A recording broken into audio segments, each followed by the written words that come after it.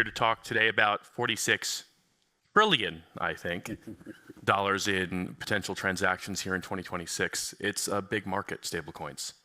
In fact, I checked DeFi Llama just before, and apparently there are $309 billion worth of stablecoins currently in circulation. And right now they're denominated principally in US dollars. And here we are in Switzerland, the home of Swiss banking, in the center of Europe. And there really aren't that many there's not much stablecoin demand for euro stablecoins. Why is that? I'd say, Kevin, why don't we start with you? Sure. I think that at the end of the day, adoption is linked to utility. And I think that the problem that stablecoins are solving are just not as acute in Europe. If you look at being able to move money within Europe very fast, instant SEPA, all of that, it works quite well. So like the need for stablecoin is just not as big. Which was the use case that was first solved with stablecoin is international payment. And most of that is dominated historically by the US dollar, and therefore that's where most of the supply went to. And I think that explains a lot of why currently what you can do with stablecoins, well, you can do it just as well in terms, with euros, mainly in Europe, and therefore it doesn't pick up as fast because it doesn't solve as big as a problem. Quite simply, not. That being said, I do think it's eventually going to happen, but it's just about where do we start, where do we see the first adoption, where does it start building, and eventually it trickles down as the number of different users and the number of problems that is actually being solved is increasing. Well, let me try and politely disagree with you, Kevin. Isn't it so that a lot of stablecoin usage is used by, I don't know, maybe traders who might be using it, and that of that trillions of dollars in transaction volume, a lot of that is just trading, Thomas, wouldn't you say? And I would think that pairs against euros would be of some interest? They're quite small compared to dollars. That's very interesting. Thomas, what are your thoughts on kind of stablecoin use for payments and for other types of flows versus trading? Well, most of it today is used for trading, and most of the growth is in payments. So I think it's JP Morgan that reported that only 6% was used for the purpose of payment, And here I think you distinguish two things. Settlements, because trading is like this bad word, but there's settlements and there's payments, and those two are different. One is a consumer product, one is a financial piping for transactions. So settlements has done very well, and I agree that there is no trading in euro pairs, despite people having balance sheets in euro, so every bit it goes to dollars, and thus they're trading. To solve euro problem, we need to solve that for the trading purposes. And then for payments, payment is still a small number. And there's also, when you look at payments, and you have to distinguish movement of value and AUM. We talk about AUM, you started by saying $309 That's right. billion. This is mostly people sitting on capital for financial activity rather than payments. Payments, you don't sit on the capital. I think it was panelists before that mentioned exactly that when you do a payment, you only use the instrument for, let's say, a couple of minutes. You don't sit on it. So if you do that pyramid, you'll see that most of the capital is held for the purpose of financial transaction and therefore settlements. And then you have another side of the industry, which is payments, which is growing, but which is still fairly reduced. Matt, I've got to get your take on this. Circle, of course, being one of the largest issuers of stablecoins. What are your thoughts kind of on the divide between stablecoin for payments, and is there growth there versus for trading? Yeah, there's definitely growth. I mean, if you look at the numbers post-Genius Act, we've seen a 70% growth in the volume of stablecoin payments. Obviously starting from a relatively small base, but we're seeing tremendous traction. There's businesses of all sizes who are now using stablecoins as a means to kind of balance liquidity across different entities.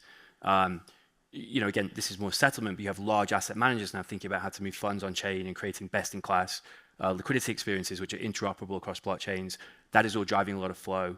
And actually, it may be early, but AI agents and what Coinbase credits them for the X402 framework, we're actually seeing meaningful traction there with companies like Cloudflare that control 40% of the internet's content, and we're working with them to actually implement agents that can do payments to allow publishers to monetize content. And if you think about the number of transactions which are going to be possible through that mechanism just with one company, the growth is just starting. I think 70% is good, but it's going to be exponential in our view from here. Well, I was going to say AI agents seem a little bit futuristic. I know we're talking about the future here, but maybe let's talk a little bit about now. Chris, your exchange, of course, is well known for being perhaps the largest and best known in Africa. And in many of the countries in the global south, stablecoin adoption is higher than in the rest. Can you tell us some stories about kind of stablecoin usage in the developing world and whether the growth is fictitious or real? Yes, I think my favorite thing about working in emerging markets is, like you said, it is the now, right? I think a lot of people talk about this technology as the future. And if you still think that stablecoins are the future, then I encourage you to get out of the US and Europe and go pretty much anywhere else, and you'll see it in action. Right now you have 6 of the top 20 countries on Earth for adoption of this technology that are African countries. You have 5 of the top 10 fastest growing digital asset economies are African countries, and then the other ones are all India and Southeast Asia and other parts of the emerging world.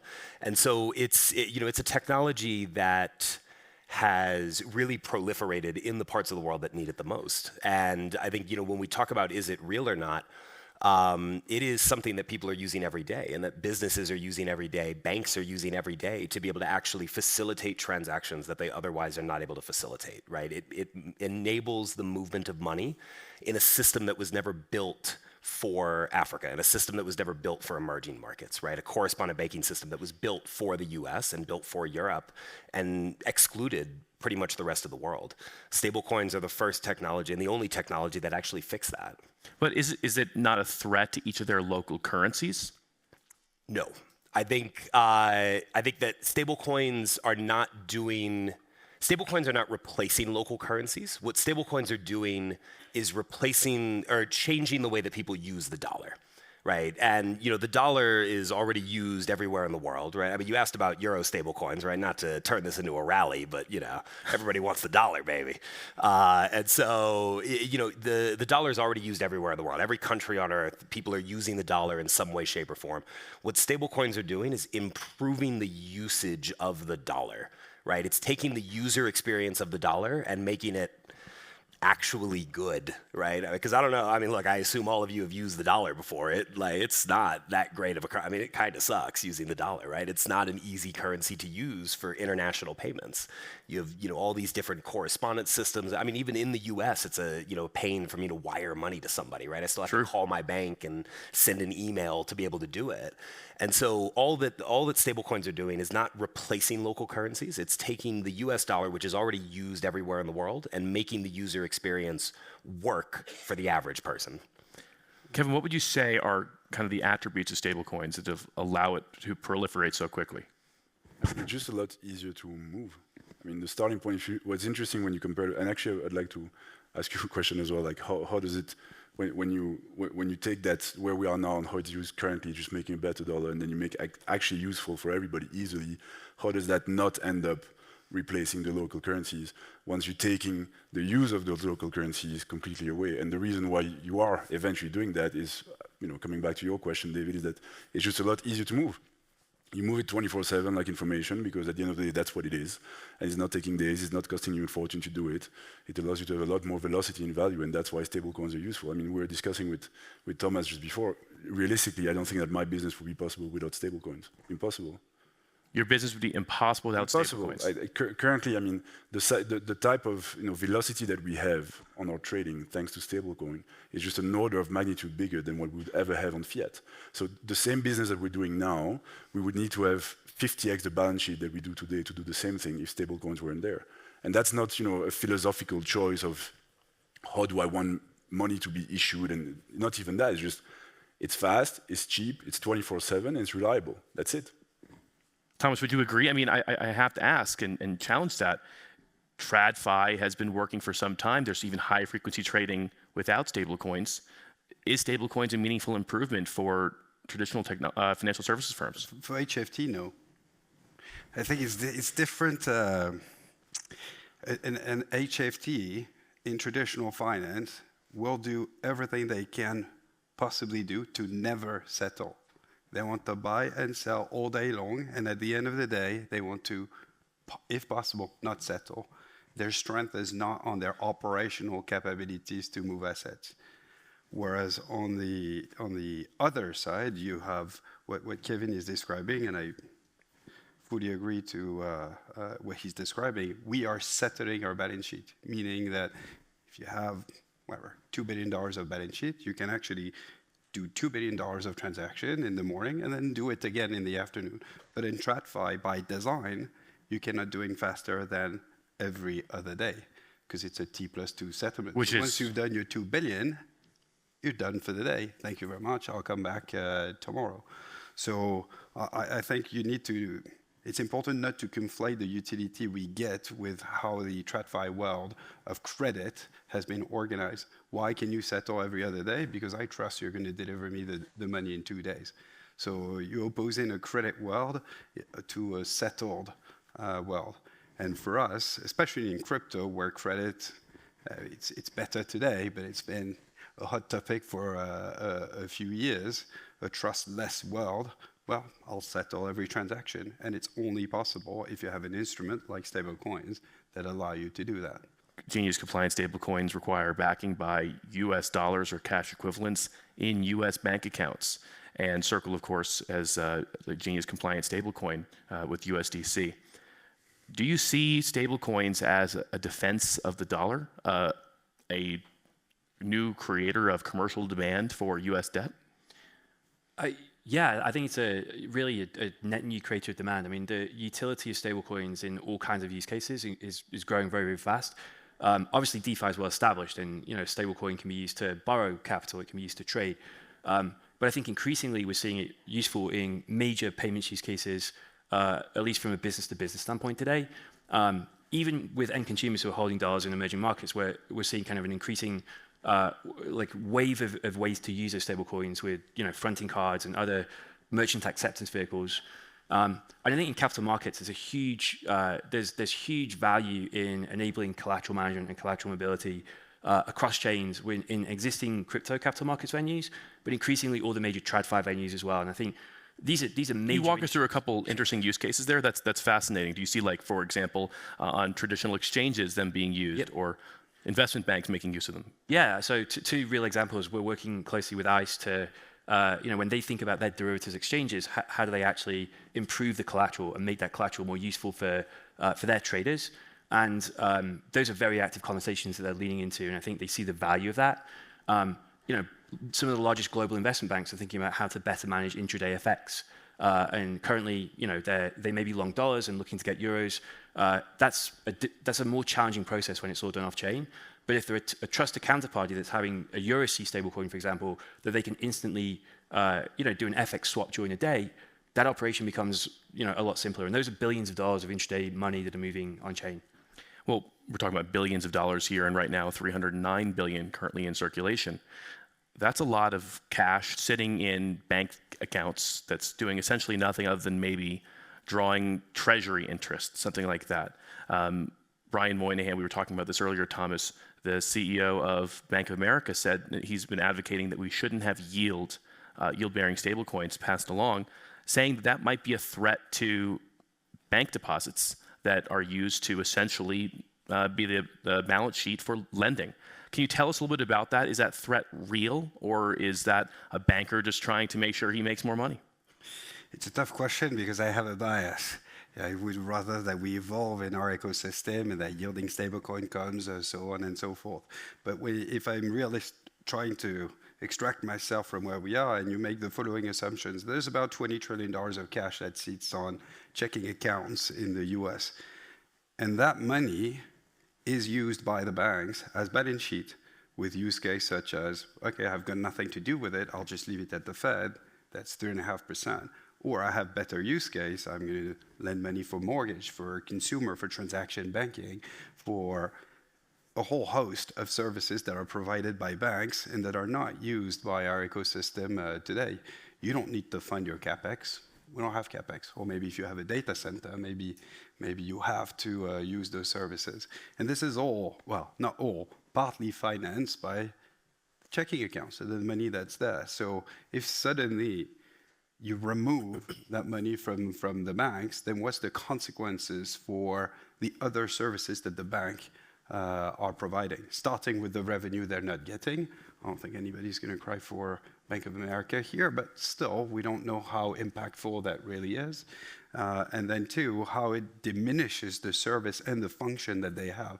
We have to remember that they have a role to play just behind the Fed. If we take the take of the US, they're supposed to control M3, help pass on interest rates. They have a big function, the banks, as servicing the central bank on one side and connecting it to the real economy on the other side. So is there, where I see it, do I have a smart and informed view on what would happen if we do yielding stablecoin? I don't think I have a good answer. Do I think there is a risk that needs to be considered? Yes. Do I think, and what do I think?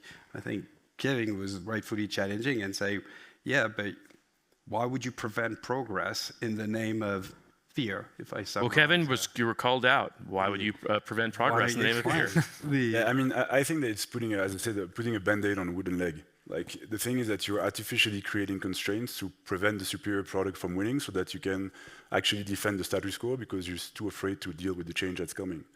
And yeah, I mean, I'm sure horses were, threatened by cars. It's the same thing, honestly. And you can choose. You can either decide not to touch the Pandora's box, right? Because you think that, oh, wait, if I start pulling on that thread, it's just going to unravel and it's creating so much systemic risk. And I do think that it might. But then you just wait, and eventually you have the box just blow up in your face, and you have no control over it whatsoever. And so I think that preventing it artificially by, preventing these new technologies, these new products from being as good as they can be, just to prevent a change that might come too fast, is just basically hiding yourself from the problem because it is coming. Like, it wouldn't have the traction that it has already as a product, despite the limitation in what it can actually do, if there wasn't a real demand for it. So I think that change is going to happen no matter what. The question is, like, do you hide from it as long as you can and have it explode at once, or do you try to do it in a more controlled way? And I'm more for the second option. There seems to be some demand already for yield-bearing stablecoins right now. At least according to CoinMarketCap, they'll take the Genius compliant stablecoins or those that are fully backed by US dollars, for example, and they have them in the same category as, for example, Athena's stablecoin and DAI, which have different mechanisms that are essentially backing those. Chris, do you think that the demand for yield-bearing stablecoins is such that eventually everyone's going to have to relent, including policymakers and regulators? Eventually, yes, right. And I think eventually over time, but how long of a time is the question, right? Over time, everybody will realize that, if it's my money and there's yield to be earned, then I should get at least, a good portion of that, right? And you don't get that today if you have your money in a checking account, right? The bank keeps, all of the interest from your money. I think, the big question as we think about, yield on stablecoins is, yes, is it preventing progress, but also, like, how quickly do we think this is going to happen? Right? Like, I mean, my mom is not going to take all of her money out of her checking account and put it into stablecoins because, a law passes that allows it, right? I don't see, I think a lot of the fear in the short term is overblown, right? But I do think long term, when you think about it, you have a fractional reserve system in the US, right? Where a bank holds 10%, right? So I give the bank $100, they hold $10 on deposit and lend the rest out. Well, if I can hold all of my money in a stable coin that's going to have 100% of it sitting in a treasury where, nothing that bad can really go wrong. The bank can't blow up, whatever. That's a lot safer for me, right? That's a lot safer than having my money with a bank that could go under. As a depositor. Yeah, of course. And we've seen several banks go under over the last few years, right? And so, I think it's one of those things, though, where I think, we need to be realistic about how long of a time frame that's going to be. And, to your point about progress, I don't see I don't see mass exodus from the US banking system because of yield-bearing stablecoins over the next, 20, 30 years necessarily. I think it's going to take a generational shift of people that come up and only understand yield-bearing stablecoins and have never used a bank account before you really start seeing that.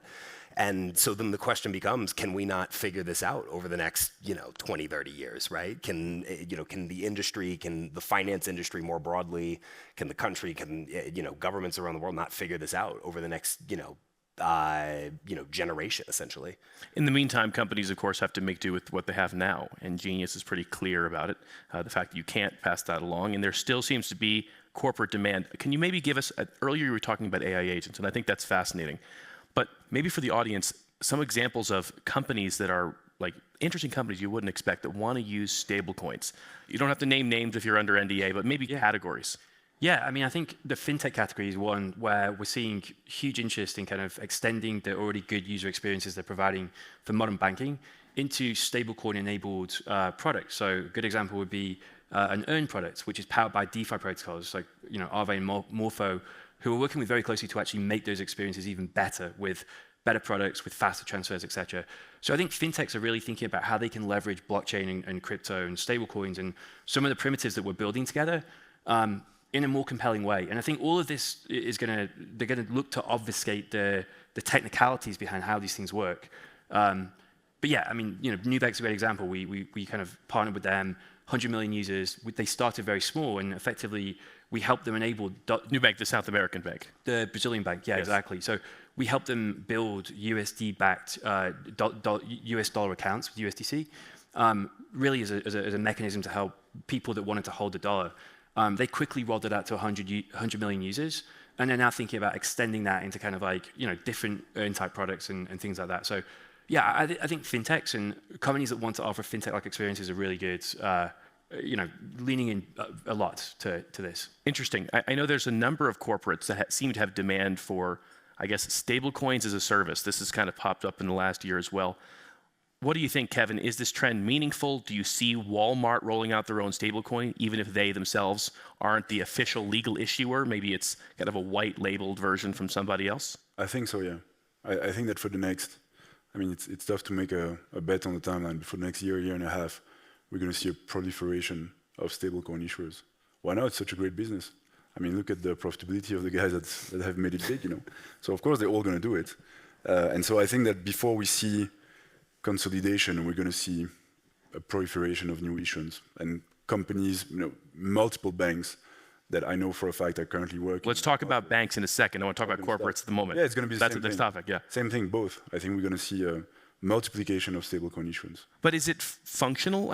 Are we not creating many silos of liquidity, Thomas? No, it's different, sorry, but it's different to say what we think might happen and what would be the most desired outcome. I see. But I'll let Thomas get to that. Well, we want to talk about, what we need for success is, let's say there's many, we need interoperability. Not my favorite word, first of all, because it's hard for me to pronounce, but it's really, and today, when you look at the ecosystem of stablecoin, it's actually quite simple. Most of it is issued on Ethereum. I think you have maybe 20% that's on Tron, and then 10% that's distributed across maybe Base and Solana. A couple of new chains coming, but overall, it's fairly simple because most of it is on Ethereum. So cross-chain interoperability, yes, is not yet the main issue. But as we see proliferation, there will be different tokens, different chains that come out. So I think the problem is going to get more and more complex before it actually comes back to something more concentrated. And the other thing that it does is it makes the liquidity patchy. It makes the access difficult, because what do you need to be successful? You need your instrument to be widely distributed. You look at Tether, with all due respect to those guys, they were there at the beginning, and they have 1 billion users through exchange distribution from the beginning. Huge distribution. Extraordinary network effects. Sorry? Extraordinary network effects from that. Extraordinary network effects. And I think the guys who will be trying to do new stable coins, they will leverage their own franchise or their own utility. I don't know, your Mercado Bitcoin, your platforms like eventually an Amazon who has a lot of cash here and a lot of users, they will probably think about doing their own. But then how do you actually distribute it outside of your ecosystem? Distribution will be key, liquidity will be key. So I think you'll see an explosion and then a reduction. And do you need to, you think, to go outside your ecosystem if you're the size of, for perhaps one of like the FANG tech companies? They might have billions of users already. But then what's the utility? I guess payments within the network. But that means like an Amazon, sorry, they're Please, this is doing great. it Amazon, I'm specifically choosing them, but an Amazon client to another Amazon client.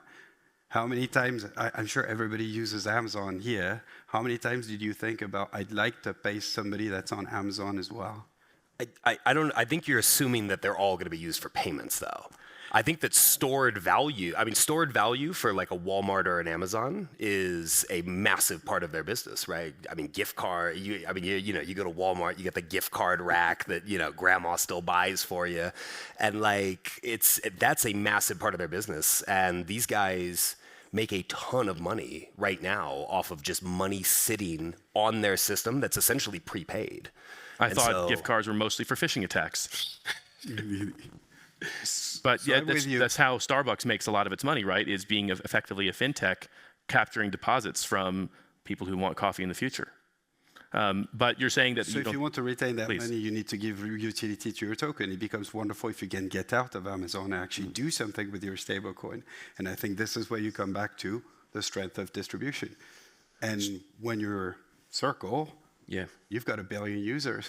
Yeah, and I think there's some companies, I mean, we're seeing this a lot. A lot of like very large companies are looking to kind of launch their own stablecoins because they want to capture the value, and it does work within a closed loop ecosystem. But the moment you want to enable utility and interoperability and actual real value from stablecoins, it kind of comes back to there's very few players that have the investments to build the utility, the ubiquity, the network effects, the liquidity, and all of that.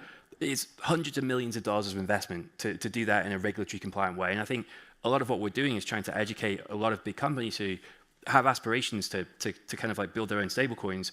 And it's often, it's a great aspiration, but there's many, many building blocks to get to a place where you have a stablecoin in a network, which is actually really valuable and scalable. Which of course brings up the great threat of them all.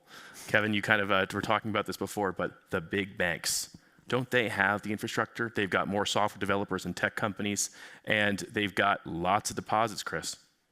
Yes, and I think to bridge the two, I think that the solution there to interoperability probably ends up being a very large bank, right? If you think about it from the perspective of like a JP Morgan, if JP Morgan told Amazon, Walmart, and all these other guys that, hey, you're going to issue your own stablecoin, put all the deposits with us, we'll allow interop between your stablecoins, so I can go from Amazon to Walmart, but then we'll also allow interop with Circle.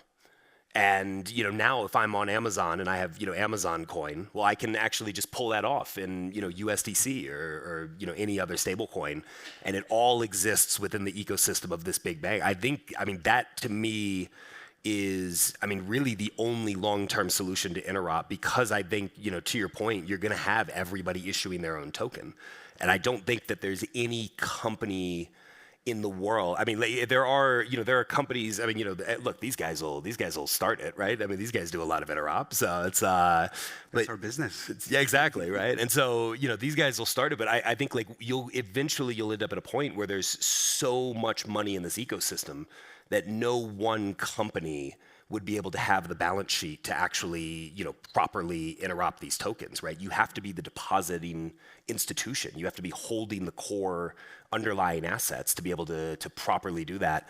And I think if a big bank were to tell all of these, issuers and upcoming issuers around the country, around the world, hold your money with us and we'll handle that for you, that becomes extremely attractive, I think, for the industry. Kevin, do you think that the both network effects and first mover advantages of the companies like Circle, like Tether, and like some of the other stablecoin issuers is a greater than force than, I guess, the large lumbering banks that theoretically could issue tons of stablecoins very quickly? But I think you should not look only at the existing network effect, but also on the ability to move fast. And the ability to move fast being the inherent capabilities of organization, but also the frameworks, the regulatory frameworks in which they're active. So they might have external constraints that prevent them from moving faster. But the thing is, what we're seeing here is that's what I'm saying with the Pandora's box. You either open it and control it, or it blows up in your face. The reason it will eventually blow up in your face is because things are moving so fast you cannot keep up. And so I think what creates, in my mind, like the the 20 biggest financial institutions in the next 15 years are definitely not the same as today, because they cannot keep up with the change of mindset that we have that we see on the market as to how value is exchanged and the speed of innovation. And that might be for intrinsic or extrinsic reasons, but they cannot keep up. And so I don't think that's going to be only because of the network effect that we built for the last 7 years. I think it's also for those network effects that continue to accrue every single day because of the impossibility to move fast enough. Would you agree? I mean, Circle has lots of TradFi people who now have decided to put their careers in crypto full time. I think you're one of them. Yeah, so no, I fully agree. I think like the stablecoin network is just one building block. The way that Circle's thinking about the future is it really is a full stack internet platform where there's a foundational layer, which is the blockchain, and that is also moving fast to have new primitives that enterprises and big companies need to move trillions of dollars on chain. You then have high quality digital assets like USDC, USC, USYC, other stablecoins. Those sit on top of the blockchain, and then you have best in class applications that both we're building, but everyone here is also building. And I think piecing all those together and innovating and building the right thing that big companies want is necessary, and there's a lot of work that still needs to be done. Well, thank you for that. We have a question from the audience that I'll be reading aloud. As we think about the dollar of the future, for example, for agents to transact, as you were talking about, Matt, is a stablecoin pegged to real currency sitting on a bank subject to traditional financial regs really the best tool for it, or just the best tool we have available today? Who wants to take that one? I mean, what'd be interesting is to understand what is the potential alternative. I mean, I do think that, yes, we can, of course, find a way to completely re-architecture from scratch the concept of money. But realistically, I do think that using the best tools that we have available today is a better way to get to the outcome that we want to get to. So there might be better ways, but looking at the reality now and the speed at which things can actually realistically change, I do think it's the best available now, yeah. Yeah, what would you use if not the dollar? Bitcoin? Maybe. I mean, that'd be great, but I think that's it's what the probably question not was there. aiming at. Yeah. Yeah, probably. Well, so right now, let's go back to the very beginning of this conversation. $309 billion in stablecoins in circulation, i.e. the market cap, assuming it's all pegged 1-to-1. How do we 10x it from here? How do we 100x it from here, Thomas? Like, what are the things that have to go right for us to 10x? Well, I think if I split the world, I'll leave payments on one side and I'll stick to the financial side. I think the ecosystem of crypto has demonstrated the utility of stablecoins for the purpose of financial services or trading instrument. Let's say 90% of it. And then you look outside of that and you say, okay, what's happening? You'll have regulation. The CFTC is starting to take stablecoins, Bitcoin and ETH actually as well, as eligible collateral to trade derivatives in the US. Is that a big thing? I think it's probably the biggest kicker for stablecoins, because the next step is, okay, we'll take CME. Instead of having 80 billion of open interest, has 8 trillion, and that's just the CME alone. So you can imagine they have $1 billion of margin, $1 trillion of margin, sitting there or about, and you say, okay, how is this number calculated? And you say, well, settlement cycles are 2 days.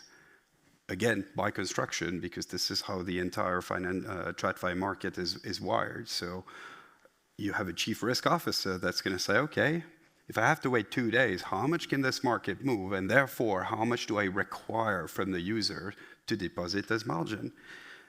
If you say, well, thanks to stablecoins, we can reduce that from 2 days to, say, 6 hours. Say just five or six times faster, and you leave 5 or 6 times margin, you take the trillion you had and you divide that by 5.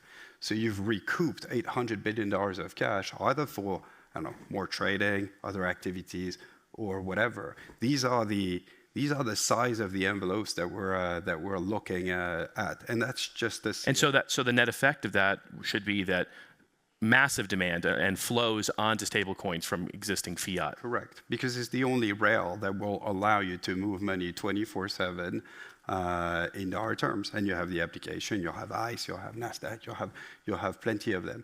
Can we actually do that? We need the regulation. You need the product. We have it. You need the exchange.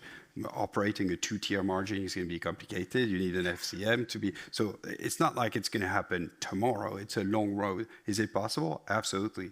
Do I think this takes stablecoins AUM 10x? Easy. Just that piece. The payments I'll leave to experts. I wish I had more time for us to talk about how ways we can invest in stablecoins, but we'll leave that for next time.